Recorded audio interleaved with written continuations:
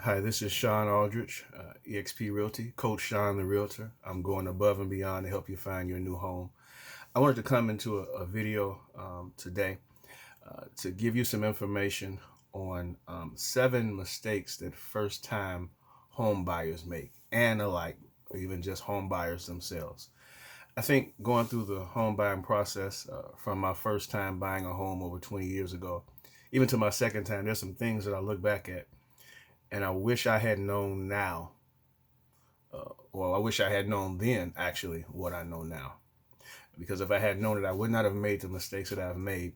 And I probably would have saved some money, probably would have got a better deal, and probably would have had some better results. But I have learned, and what I want to do is educate buyers and all those out there who are looking to purchase a home, that when you make that investment, which is probably, if not the biggest investment you will make, that you are not having any buyer's remorse.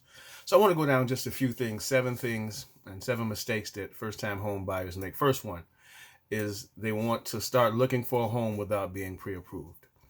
Why do I say that early on? Because the first step in getting a home is to get what's called a pre-approval letter from your lender, where the lender begins to run your credit. They look at your debt ratios, and then they determine from there they're going to offer you or give you X amount of dollars to buy a home. A lot of individuals go through with a lender, but they'll be pre-qualified. Pre-qualification and pre-approval is different. Pre-qualification says there's still some documents you need to give to your lender for them to say we can pre-approve you. And why do I need the pre-approval? It's because when you get the pre-approval, you need that to make an offer on a home. It gives you guidance of what you can look for in a home. So if I'm looking for a home that's $300,000, but the lender is only going to give me $100,000, I've wasted time up front. So you need to be pre-approved. I want to go through these pretty quickly. Second mistake people make is that they don't really shop around for the best lender that fits them. Different lenders have different qualifications. Different lenders have different things that they go by. But you want to make sure you find the one that gives you the best rate. You want to find the one that you feel comfortable with. You want to find an individual that you can choose, that you have a certain amount of confidence about when you're with them. So shop around for quotes from different lenders because there are different programs that are out there. Number three, sometimes the first thing we make is buying the most house that we can afford. In other words, we go kind of to the edge of our budget and don't leave any wiggle room for us to be able to have extra money once we buy the house. And so we buy a house that maybe we could not afford because the lender told us what they were going to give us. But you still want to make sure you have something within your budget. Someone said we spend money we don't have to buy things we don't need to impress people we don't like. You still have to live after you get that home.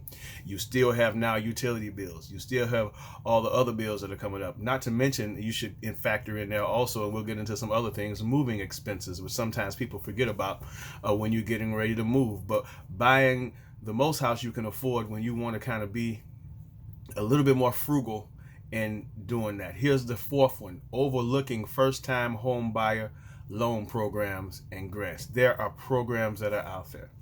I've put it in other videos. You can go down my Facebook page, and as you look on even on this page and go down different videos that I've had, you'll find that there are different programs that are out there that will give you assistance. Loans you have to pay back. Grants are money that are given unto you, and a lot of times the grants are, sometimes if you'll stay in this home for 5 years, then you don't have or the loan is that way too, that you don't have to give the money back. But you have to ask when you're talking to lenders about this information. There are programs out there.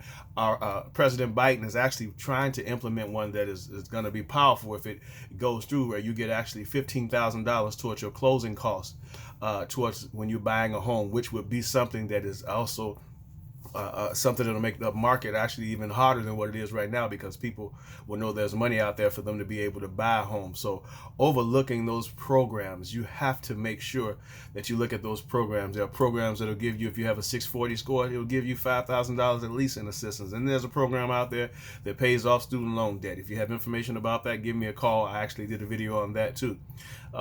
Number 5, forgetting about VA, USDA, and FHA loans.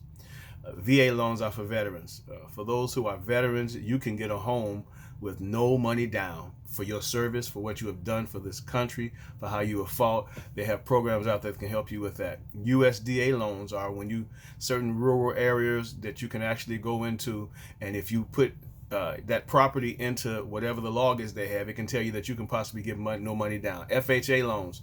A lot of times we go with conventional, which is a good loan, don't get me wrong. And sometimes you can get conventional for 3% down, but FHA loans are interesting because FHA loans make it more affordable for you to be able to buy a home. And so these are different things you want to look at when you're looking into getting a loan. The next thing is that you want to look at number 6, I believe, not planning for closing costs. Every home, although you have a down payment, you also have closing costs. While there are times if your realtor you're working with negotiates a percentage, which can be up to 6% of the closing costs that are out there, can be paid. So for instance, if it's 6% of the closing costs at $100,000, that's $6,000 that goes towards your closing costs. If you have also down payment assistance of $5,000, that's $11,000. So those things you have to, but you still want to plan for having to pay for closing costs. Also, you have to pay earnest money, which is something that you have to put down in order to, it's like an engagement ring. It shows when you put it down, when you put a contract in, that I'm serious about this. But there are things that you have to pay for, and I'll give these in other videos, but there are things that come out of pocket and it goes towards closing costs. Sometimes it's the appraisal, home inspection, property taxes. Your taxes are included in your mortgage. Title and attorney fees, lender fees, application fees. If there's interest, loan origination fees, you're going to pay the lender for that loan origination, title search fees, upfront mortgage assistance. There's so many different things that are out there. The last thing I want to give you, and number 7, and I think this is a very important one, is not getting a home inspection. Listen, this is almost 90% of the time the biggest investment, if not more, the biggest investment you're going to make. An average inspector will cost you maybe $300 to $500. There are those who bypass the inspection, and while we with our eye can see some things, you cannot see everything. You need an inspector. That inspector can begin to go, and it protects you from getting something that you have buyer's remorse on because you did not go the full length to get the home inspected. If you put down earnest money and you get in an inspection period that's contingent, and you find something you did not like, and you see the roof is messed up, or you see other things are messed up, or you see some plumbing issues that come up, or whatever it is that happens, you have the opportunity to go to that seller and negotiate with them for them to repair it, or you can walk away and you get your earnest money back. But if you put $3,000, $1,000, $2,000 down, and you did not get that home inspector, and you don't get that report, you cannot get your money back. You need a home inspector. It'll be a better investment for you to spend $300 to $500 as opposed to paying for a house $100,000, $200,000, $300,000 that you made an investment in, and now you're in something that you're not happy about. So these are just some 7 factors. There are other factors. Maybe I'll come back with another video, but there are other factors that mistakes that a lot of first time home buyers, see, I'm getting tongue tied, actually miss the first time around. You don't want to make those mistakes. I am Sean Aldridge, Coach Sean the Realtor. I want to assist you. I want to coach you. If you want a free consultation to get more information, you can click my website down there. You can call me on my phone number, 708-828-9648. You can go to my website, which is sean.aldridge at exprealty.com. You can phone me. You can inbox me right on this page. However you want to do it, I want to assist you. If you're not ready yet, let's put a plan together to get you ready. If you're struggling with credit issues, how about finding a plan that you can begin to build your credit? Because if you don't start today, you'll look at next year and you'll be at this same place next year wondering, why didn't I make any progress? Because you did not have a plan. I don't want you to make those mistakes. I want you to have somebody that's going to service you and that's going to have your best interest in heart.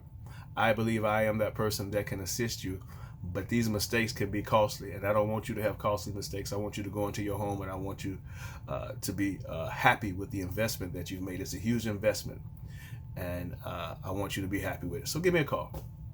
Search my website. Like this page, please. If this has been beneficial to you, please like my page and give me a call. And again, I'm Sean Aldrich, eXp Realty. As always, God bless and have a great day. Bye-bye.